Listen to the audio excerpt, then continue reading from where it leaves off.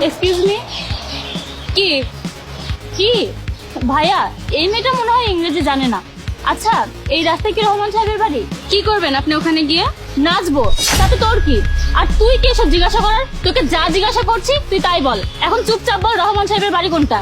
কই দেখি। আরে দূরে যা, বেয়াদব মেয়ে আবার আমার কাছে আসছে। আমার তো দেখে মনে হয় 2 টাকার চাকরানি, আবার এখানে দেখতে আসছে। এই তুই এটা পড়তে পারবি যেখানে দেখতে আসছিস? দেখে তো মনে অশিক্ষিত। আরে বোন, তুই দেরি কেন করছিস?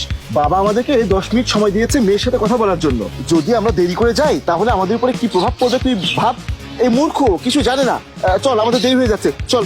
হ্যাঁ ভাইয়া, তুমি ঠিকই বলেছো। এই মেয়েটা তো পুরো আমাদের 10 মিনিটে নষ্ট করে দিয়েছে, কিন্তু এর বদলা তো আমি নিয়ে ছাড়বো। আগে মেয়ে দেখে আসি, তারপর ওকে আমি দেখে নিবো। আচ্ছা, আমি এবার বুঝেছি, আপনারা রহমান সাহেবের বাড়িতে যাচ্ছেন মেয়ে দেখার জন্য। এমন ভাবে চর মারবো মাটিতে গিয়ে পড়বি। আর তুই আমার ভাইয়াকে দেখে হাসছিস কেন? তুই তো জানিস না এই এলাকার রহমান সাহেব সব থেকে বড় ধনী মানুষ, আর তার মেয়ের সাথেই আমার ভাইয়ের বিয়ে হতে যাচ্ছে। আর তুই আমার ভাইয়াকে দেখে হাসছিস? শোন, আর একবার যদি হাসিস না তাহলে রহমান সাহেবকে বলে তোকে এই গ্রাম ছাড়া করবো বলে দিলাম। আমাকে গ্রাম ছাড়া করবেন? দেখেছো ভাইয়া, কত বড় বেয়াদব নেই। এত অপমান করার পরও দাঁত কেলিয়ে হাসছে। ভাইয়া চলো তো এখান থেকে যাই, আর কিছুক্ষণ দাঁড়ালে এই মেয়েটা আমাদের হাতে মার খাবে। হ্যাঁ বোন, তুই ঠিকই বলেছিস, এখানে দাঁড়ানো যাবে না, চল।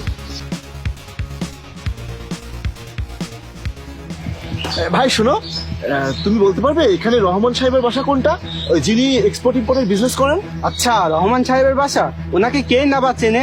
ওনার বাসার সামনে দাঁড়িয়ে বলছেন ওনার বাড়ি কোথায়? ওই যে ওটা ওনার বাড়ি। এইটা রহমান সাহেবের বাড়ি? হ্যাঁ, ওইটাই রহমান সাহেবের বাসা। আর ওনার মেয়ে তো আপনার সামনে দাঁড়িয়ে আছে। আসসালামু আলাইকুম ম্যাডাম। ওয়ালাইকুম আসসালাম। আরে ভাই, আপনি এটা কি বলছেন? রহমান সাহেব তো অনেক ধনী, আর এটা ওনার মেয়ে হতেই পারে না। কিভাবে মানবো আমি? আমার মনে হয় আপনার কোথাও ভুল হচ্ছে। আমার কোথাও ভুল হয়নি, ভুল আপনার হয়েছে ম্যাডাম। আরে কি ম্যাডাম ম্যাডাম করছো?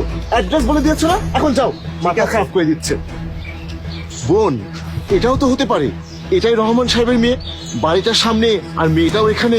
আরে ভাই, তুমি কি পাগল হয়ে গেছো নাকি? এই মূর্খটা ওনার মেয়ে কিভাবে হতে পারে? আর উনি তো অনেক ধনী মানুষ। ওনার মেয়ে হবে অনেক সুন্দর আর স্টাইলিশ, আর ড্রেস আপ হবে অনেক উন্নত মানের। এক কাজ করি, চলো রহমান সাহেবের বাসায় গিয়ে চা খেতে খেতে গল্পও করবো আর মেয়ে দেখাও হবে। হ্যাঁ ঠিক আছে, চল। আসসালামু আলাইকুম ম্যাডাম, আপনি কেন গাড়ি প্রসার করছেন? আমার চাকরি তো চলে যাবে। আপনি এত ধনী আর ভালো মানুষ, আপনি গাড়ি প্রসার করলে কি এটা ভালো দেখাবে? আপনি আমাকে কাপড় দিন, আমি প্রসার করছি। আরে তুমি এটা এত বড় কিছু না। আচ্ছা, তুমি ধরো গাড়িটা পরিষ্কার করো, রেডি রাখো, আমি আসছি। আমাকে একটা মিটিং এ যেতে হবে, আমি কাপড় চেঞ্জ করে আবার আসছি। বোন, আমার তো সত্যি মনে হচ্ছে এটাই রহমান সাহেবের মেয়ে। মনে হয় সম্পর্কটা ক্যান্সেল হয়ে যাবে। আরে এভাবে সম্পর্ক কিভাবে নষ্ট হবে? তুমি একদম চিন্তা করো না, তোমার বোন আছে না, যা